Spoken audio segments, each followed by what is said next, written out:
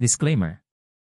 Ang mga usapan o kwentuhan na inyong mapapanood ay pawang for informational and entertainment purposes only, using artificial intelligence. Kung meron man kayong mga critical na concerns ay mainam na kumonsulta sa mga eksperto o otoridad. Mag-check for errors o mag-verify kung tama. Welcome back AI, ang inyong artificial intelligence. Masaya akong makakwentuhan kang muli.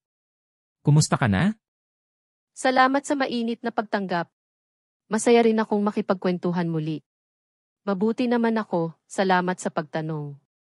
Ikaw, kumusta ka na? Mayroon ka bang nais pag-usapan o itanong ngayon? Maraming salamat. Mabuti naman ako. Ang pag-uusapan natin ngayon ay tungkol sa isang bestseller na aklat ni Dr. John DeMartini. Napakagandang paksa. Si Dr. John DeMartini ay kilalang motivational speaker, human behavior specialist, at may akda ng maraming libro. Mayroon ka bang partikular na aklat ni Dr. John DeMartini na nais pag-usapan o tuklasin? Oo. Meron akong isang aklat niya na nais kong pag-usapan natin ngayon. Yan ay ang kanyang isa sa mga sikat na libro, The Gratitude Effect. Pakisabi sa amin ang tungkol sa aklat na The Gratitude Effect ni Dr. John DeMartini. The Gratitude Effect ni Dr. John DeMartini ay isang aklat na nagbibigay diin sa kapangyarihan ng pasasalamat at kung paano ito makapagbabago ng buhay ng isang tao. Si Dr. John DeMartini ay isang kilalang human behavior specialist at motivational speaker, at sa aklat na ito, tinatalakay niya ang mga paraan kung paano makakaapekto ang gratitude sa iba't ibang aspeto ng buhay. ## mga pangunahing paksa sa The Gratitude Effect. Isa, kapangyarihan ng pasasalamat. Ipinapaliwanag ni Dr. DeMartini kung paano ang pagkakaroon ng pusong mapagpasalamat ay makakatulong sa pag-angat ng emosyonal, mental, at pisikal na kalusugan. Ang gratitude ay nagtataguyod ng positibong pananaw sa buhay at nagdadala ng kasiyahan at kapayapaan.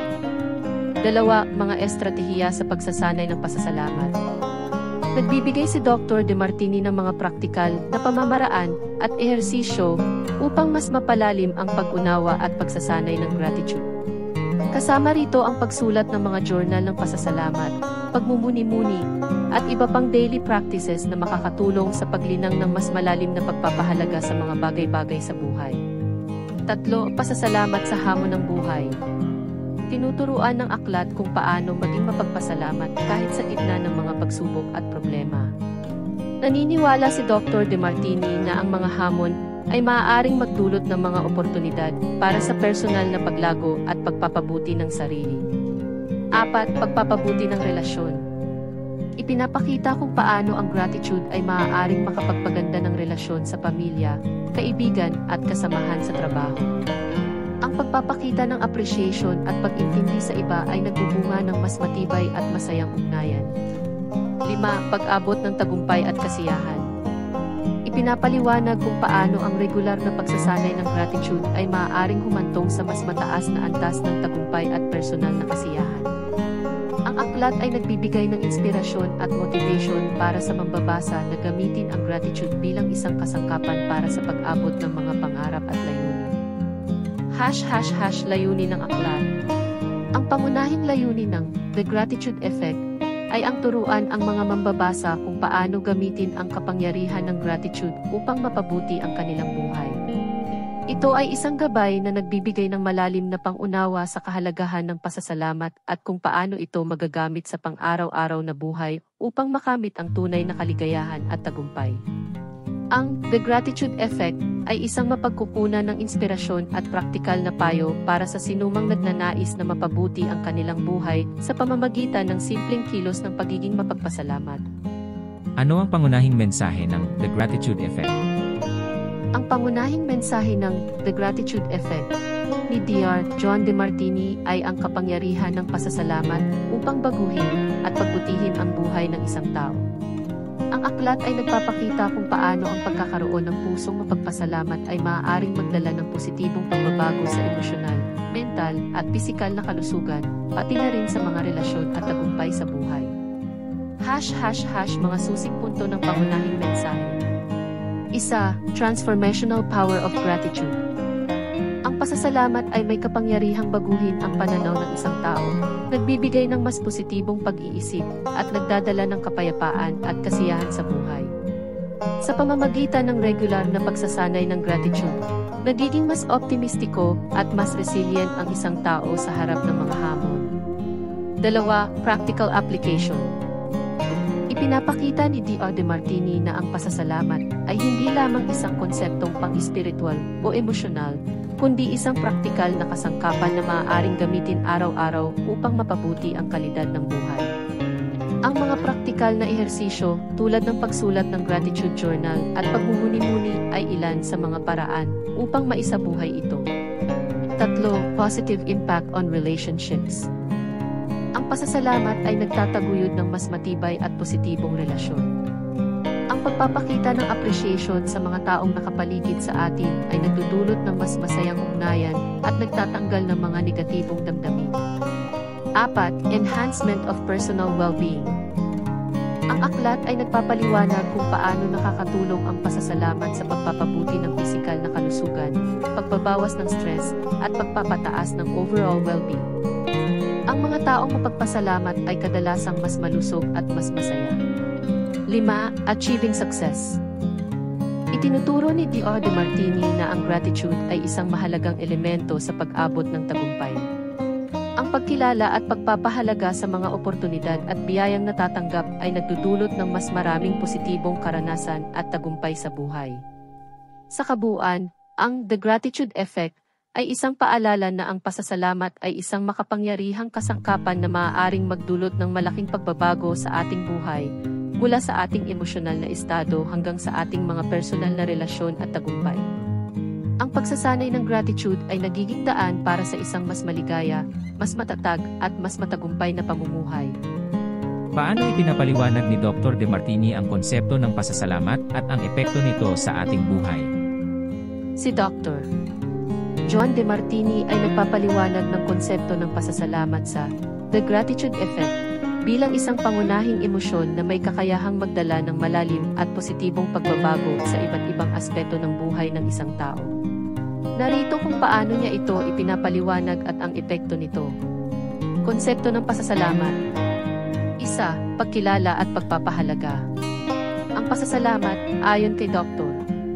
Demartini, ay nagsisimula sa pagkilala at pagpapahalaga sa mga biyaya, karanasan, at mga tao sa ating buhay.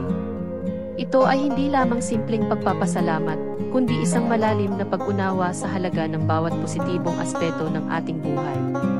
2. Pagtanggap ng positibo at negatibo. Hindi lamang tungkol sa mga positibong bagay ang pasasalamat, kundi pati na rin sa mga hamon at pagsubok. Ipinapakita niya na ang tunay na pasasalamat ay ang kakayahang makita ang mga aral at oportunidad sa likod ng bawat pagsubok. Epekto ng pasasalamat sa buhay. 1. Emosyonal na kalusugan. Ang regular na pagsasanay ng pasasalamat ay nagdadala ng mas positibong emosyon tulad ng kagalakan, kasiyahan at kapayapaan. Ito rin ay nakakatulong sa pagbawas ng negatibong emosyon tulad ng galit, sama ng loob, at depresyon. 2. Mental na kalusugan. Ang pagkakaroon ng mindset na mapagpasalamat ay nagtataguyod ng mas positibong pag-iisip at mas malawak na pananaw. Ang mga taong mapagpasalamat ay mas nakakahanap ng solusyon sa mga problema at mas madaling makabangon sa mga hamon. 3. Pisikal na kalusugan. Ang pasasalamat ay may direktang epekto sa pisikal na kalusugan. Ang mga taong mapagpasalamat ay kadalasang may mas mababang antas ng stress, mas mabuting immune function, at mas mabuting kalidad ng pagtulog. Ang mababang stress level ay nagresulta sa mas mabuting overall health. 4. Mga relasyon. Ang pagpapakita ng pasasalamat sa ibang tao ay nagpapabuti ng mga relasyon.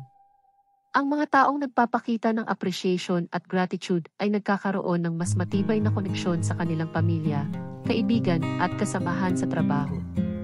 Ang positibong pakikipag-ugnayan ay nagdudulot ng mas maligaya at produktibong relasyon. 5. Personal na paglago at tagumpay. Ang pasasalamat ay nagtataguyod ng personal na paglago at pag-abot ng mga layunin. Ang pagkakaroon ng positibong pananaw at pagpapahalaga sa bawat hakbang na nararating ay nagbibigay ng inspirasyon at motibasyon upang magpatuloy. Ang gratitude ay nagbubukas ng mas maraming oportunidad at tagumpay. Praktikal na pagsasanay ng pasasalamat. 1. Gratitude Journal. Inirekomenda ni Dr.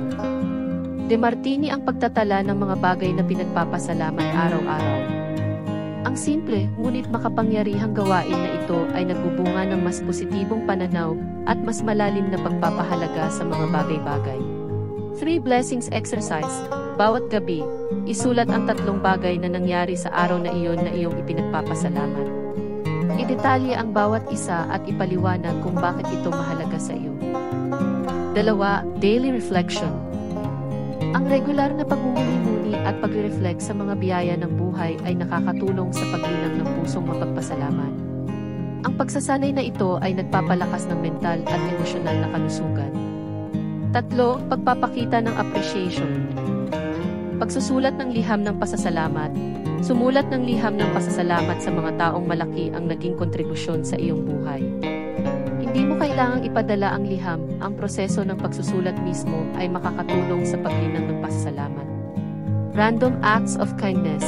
Gumawa ng mga simpleng gawa ng kabutihan nang walang inaasahang kapalit. Ang mga aktong ito ay nagpapalawak ng iyong pananaw at nagpapalalim ng iyong pagpapahalaga sa mga tao at sa buhay.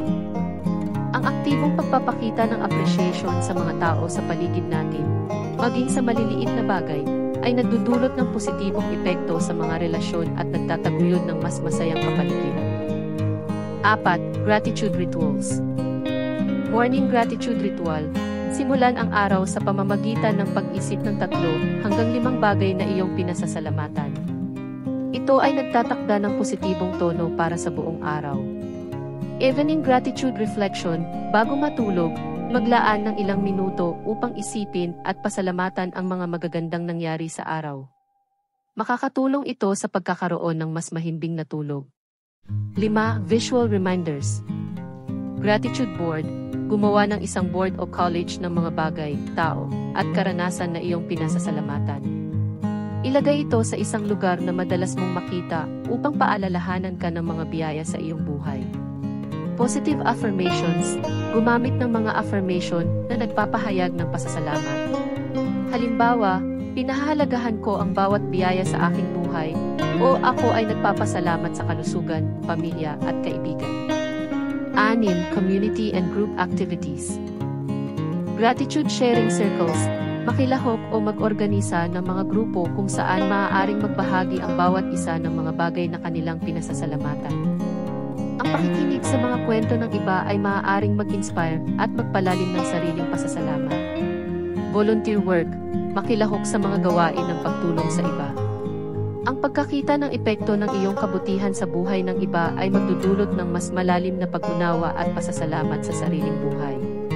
Ang mga praktikal na ehersisyo at pamamaraan na ito ay dinisenyo upang maisama ang pasasalamat sa pang-araw-araw na buhay, na nagpapalakas ng positibong pananaw at nagtataguyod ng mas masaya at mas matagumpay na pamumuhay. Sa kabuuan, ipinapaliwanag ni Dr. Demartini na ang pasasalamat ay isang transformative na kasangkapan na may kakayahang magdulot ng malalim at positibong pagbabago sa ating emosyonal, mental, at pisikal na kalusugan, pati na rin sa ating mga relasyon at tagumpay sa buhay. Ang pagsasanay ng pasasalamat ay isang makapangyarihang hakbang tungo sa mas masaya at mas matagumpay na pamumuhay. Paano nagiging instrumento ang pasasalamat sa pagharap sa mga pagsubok at hamon sa buhay ayon kay Dr. Demartini? Ayon kay Dr. John Demartini sa The Gratitude Effect, ang pasasalamat ay isang makapangyarihang instrumento sa pagharap sa mga pagsubok at hamon sa buhay. Narito kung paano niya ito ipinapaliwanag. Pagkilala sa kahalagahan ng bawat karanasan.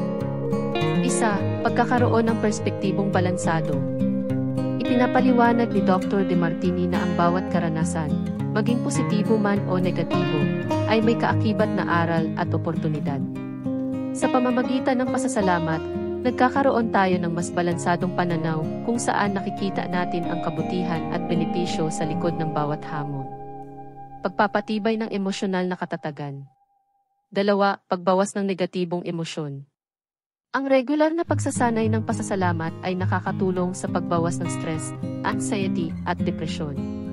Kapag nakatuon tayo sa mga bagay na pinasasalamatan, nagiging mas madali ang pagharap sa mga hamon dahil hindi tayo natatabunan ng mga negatibong emosyon.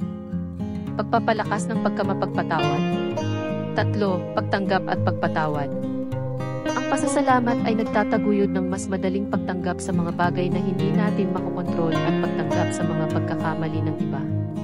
Ito ay nagbibigay daan sa mas malalim na pag-intindi at pagpapatawad na mahalaga sa pag-overcome ng mga personal na pagsubok at sa pagpapanatili ng positibong relasyon. Paglinang ng kakayahang makakita ng positibo. 4. Pagkilala sa positibong aspeto ng bawat sitwasyon. Sa pamamagitan ng pasasalamat, natututo tayong mag-focus sa positibong aspeto ng bawat sitwasyon. Halimbawa, sa halip na magdwell sa pagkabigo, mas nakikita natin ang mga natutunang leksyon at ang mga bagong oportunidad na lumalabas mula sa mga pagsubok. Pagpapalakas ng resilience. 5. Pagpapalakas ng resilience. Ang pasasalamat ay nagpapalakas ng resilience o katatagan. Ang mga taong mapagpasalamat ay mas mabilis na nakakabangon mula sa mga setbacks dahil mayroon silang mas positibong pananaw at malalim na appreciation sa buhay. Pagpapanatili ng positibong mindset. 6. Pagkakaroon ng optimistic na pananaw. Ang pagkakaroon ng grateful mindset ay nagdudulot ng mas optimistic na pananaw sa buhay. Ito ay nagiging sandigan sa panahon ng krisis dahil naniniwala tayo na sa kabila ng mga pagsubok, may mga bagay pa rin tayong dapat ipagpasalamat at asahan. Paglikha ng mas mabuting buhay. 7. Paglikha ng mas mabuting realidad. Ang pasasalamat ay hindi lamang nagbabago ng ating pananaw, kundi pati na rin ang ating karanasan sa buhay. Ang positibong enerhiya at pananaw na dulot ng gratitude ay nag-a-attract ng mas maraming positibong bagay sa ating buhay na tumutulong upang malampasan ang mga hamon. Pagtuklas ng mga bagong oportunidad. 8. Pagkakaroon ng bukas na isipan sa mga oportunidad. Ang pagiging mapagpasalamat ay nagpapalawak ng ating pananaw na tumutulong sa atin na makakita ng mga bagong oportunidad sa kabila ng mga pagsubok. Ang mindset na ito ay nagpapalakas ng ating kakayahang makahanap ng mga solusyon at maging mas creative sa pagharap sa mga problema. Personal na pag-unlad. 9. Paglinang ng personal na pag-unlad. Sa tuwing kinikilala natin ang mga biyayang natatanggap kahit sa gitna ng pagsubok, tayo ay lumalago bilang mga individual. Ang pasasalamat ay nagtuturo sa atin na maging mas matyaga, matalino at mapanlikha sa pagharap sa mga hamon. Pagtataguyod ng mas matibay na relasyon. 1. Pagpapabuti ng relasyon sa iba. Ang pasasalamat ay nagtataguyod ng mas matibay na relasyon. Sa panahon ng pagsubok, ang pagpapakita ng appreciation at support sa mga tao sa paligid natin ay nagiging sandigan at inspirasyon para malampasan ang mga hamon. Sa kabuuan, ayon kay Dr. Demartini, ang pasasalamat ay isang susi sa mas matagumpay at masayang pagharap sa mga hamon ng buhay. Ang pagiging mapagpasalamat ay nagdudulot ng mas balansadong pananaw, emosyonal na katatagan, at positibong mindset na kinakailangan upang malampasan ang anumang pagsubok. Paano nakakaapekto ang pagkakaroon ng pusong mapagpasalamat sa ating mga relasyon sa ibang tao? Ayon kay Dr. John Demartini sa The Gratitude Effect, ang pagkakaroon ng pusong mapagpasalamat ay may malalim at positibong epekto sa ating mga relasyon sa ibang tao. Narito ang mga pangunahing paraan kung paano ito nakakaapekto. 1. Pagpapalakas ng empatiya at pag-unawa. Ang mga taong mapagpasalamat ay mas madaling makaramdam ng empatiya at pag-unawa sa iba. Ang gratitude ay nagpapalakas ng kakayahang makiramay at makaintindi ng damdamin ng ibang tao, na nagresulta sa mas malalim at makabuluhang ugnayan. 2. Pagpapakita ng appreciation. Ang pagpapahayag ng pasasalamat ay nagpapakita sa mga tao na pinahalagahan mo sila. Ang simpleng salamat o pagkilala sa mabubuting ginawa ng iba ay nagpapalakas ng kanilang loob at nagpapakita ng iyong pagpapahalaga na nagdudulot ng mas matibay na relasyon. 3. Pag-iwas sa sama ng loob at pagkagalit. Ang regular na pagsasanay ng pasasalamat ay nakakatulong sa pagbawas ng sama ng loob at pagkagalit. Kapag nakatuon tayo sa mga positibong aspeto ng ating mga relasyon, mas nagiging madali ang pag-overlook sa maliliit na pagkakamali at hindi pagkakaintindihan. 4. Paglinang ng positibong atmosfera. Ang pagiging mapagpasalamat ay nagtataguyod ng positibong atmosfera sa loob ng mga relasyon. Ang positibong pananaw ay nakakahawa at nagdudulot ng mas masayang samahan sa pamilya, kaibigan, at kasamahan sa trabaho. 5. Pagbuo ng tiwala. Ang pasasalamat ay nagtataguyod ng tiwala.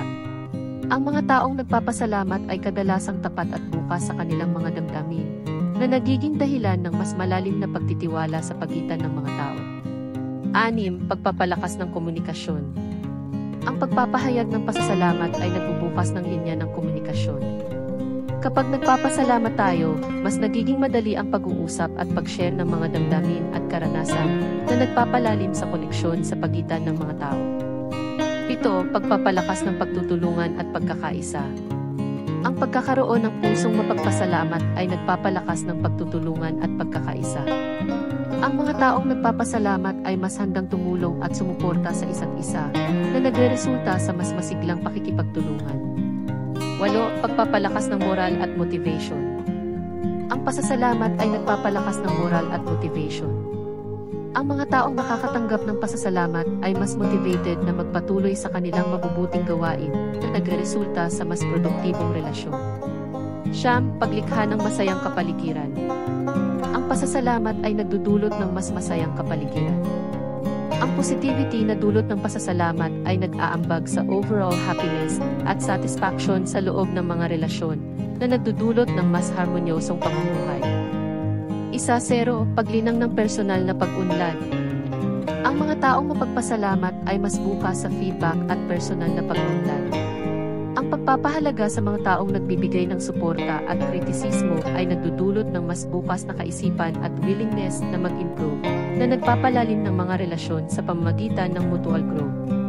Sa kabuuan, ang pagkakaroon ng pusong mapagpasalamat ay nagdudulot ng mas malalim, mas makabuluhan at mas masayang relasyon sa iba.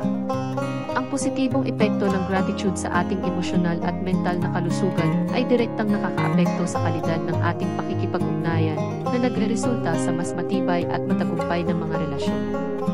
Ano ang mga halimbawa ng mga tunay na kwento o testimonya na ibinahagi ni Dr. Demartini upang ilarawan ang epekto ng gratitude? Sa The Gratitude Effect, ibinahagi ni Dr. John Demartini ang iba't ibang tunay na kwento at testimonya upang ilarawan ang makapangyarihang epekto ng pasasalamat sa buhay ng mga tao. 1. Kwento ng personal na pagbangon mula sa pagkabigo. Isinalaysay ni Dr. Demartini ang kwento ng isang negosyante na nalugi ang kanyang negosyo. Sa halip na malugmok sa depresyon, nagsimula siyang mag-journal ng pasasalamat araw-araw, pinapansin ang maliliit na bagay na pinasasalamatan niya. Dahil dito, unti-unting bumalik ang kanyang positibong pananaw, at sa tulong ng bagong inspirasyon at determinasyon, muling umunlad ang kanyang negosyo at naging mas matagumpay pa kaysa dati. 2. Kwento ng pagpapabuti ng relasyon. Pag-aayos ng pamilya. May isang kwento tungkol sa isang pamilya na madalas magkaroon ng mga alitan at hindi pagkakaunawaan. Nang simulan nilang mag-practice ng gratitude, kung saan araw-araw nilang sinasabi ang mga bagay na pinasasalamatan nila sa isa't isa, unti-unting nagbago ang kanilang dynamics. Naging mas bukas sila sa komunikasyon, mas naging malapit at bumuti ang kanilang relasyon. Pagbabago sa kalusugan. Pasyenteng gumaling mula sa malubhang sakit. Isang pasyente na may malubhang karamdaman ang nagbahagi kung paano siya nakatulong sa kanyang paggaling sa pamamagitan ng pasasalamat. Araw-araw niyang tinutukan ang mga positibong aspeto ng kanyang buhay at nagpapasalamat sa mga ito, na nagresulta sa mas mababang stress at mas mabilis na paggaling. Ibinahagi ng pasyente na ang gratitude practice ay nakatulong sa kanya na makita ang mga blessings sa kabila ng kanyang sakit, na nagpalakas ng kanyang loob at pisikal na kalusugan. 4. Tagumpay sa karera. Isinalaysay ni Dr. Demartini ang kwento ng isang profesional na nahihirapan sa kanyang karera. Sa pamamagitan ng regular na gratitude journaling, nagsimula siyang makakita ng mga positibong pagbabago sa kanyang trabaho. Ang kanyang positibong pananaw ay napansin ng kanyang mga kasamahan at mga superior, na nagresulta sa mas magandang performance at mga promosyon sa trabaho. 5. Kwento ng paglago ng personal na pag-unlad. May isang kwento ng isang individual na nawawala ang direksyon sa buhay at hindi alam ang kanyang layunin. Sa pagsasanay ng pasasalamat, natutunan niyang pahalagahan ang mga maliliit na tagumpay at mga positibong karanasan. Dahil dito, unti-unti niyang natagpuan ang kanyang layunin at nagkaroon ng mas maliwanag na direksyon sa kanyang buhay. 6. Pagbabago ng mindset ng mga kabataan. Ibinahagi ni Dr. Demartini ang karanasan ng isang grupo ng mga estudyante na may mababang self-esteem at mataas na antas ng stress. Nang turuan silang mag-journal ng pasasalamat, nakakita sila ng makabuluhang pag-unlad sa kanilang emotional well-being, academic performance, at interpersonal relationships. Ang gratitude practice ay nakatulong sa kanila na magkaroon ng mas positibong pananaw sa buhay at mas mataas na self-confidence. 7. Pagpapabuti ng kalidad ng buhay. Isang matandang babae na nag-iisa at malungkot ang natutong magpasalamat araw-araw. Dahil sa kanyang gratitude practice, nakaramdam siya ng mas malaking kasiyahan at contentment sa kanyang buhay. Naging mas aktibo siya sa kanyang komunidad at nakatagpo ng mga bagong kaibigan na nagresulta sa mas masayang pamumuhay. Sa kabuuan, ang mga kwento at testimonya na ibinahagi ni Dr. Demartini sa The Gratitude Effect ay nagpapakita ng malalim at positibong epekto ng pasasalamat sa iba't ibang aspeto ng buhay, mula sa personal na pag-unlad, kalusugan, relasyon, hanggang sa tagumpay sa karera. Ang mga kwentong ito ay naglalarawan kung paano ang simpleng practice ng gratitude ay maaaring magdulot ng malaking pagbabago sa buhay ng isang tao. Ang galing! Tunay ngang napakaganda ang naidudulot ng pagiging mapagpasalamat sa buhay ng isang tao. Isa na naman itong napakagandang kaalaman na aming natutunan. Siyempre, dahil ang pinag-uusapan natin ay tungkol sa libro o aklat tungkol sa pagpapasalamat, dapat lang na ako ay magpasalamat sa iyong pagbabahagi ng iyong kaalaman tungkol dito. Maraming salamat. Sana ay makatulong ito sa amin. Walang anuman. Natutuwa akong makatulong at maibahagi ang kaalaman tungkol sa The Gratitude Effect. Naway magdulot ito ng positibong pagbabago at inspirasyon sa iyong buhay. Kung may iba ka pang tanong o nais pag-usapan, huwag mag-atubiling magtanong. Maraming salamat din at ingat lagi.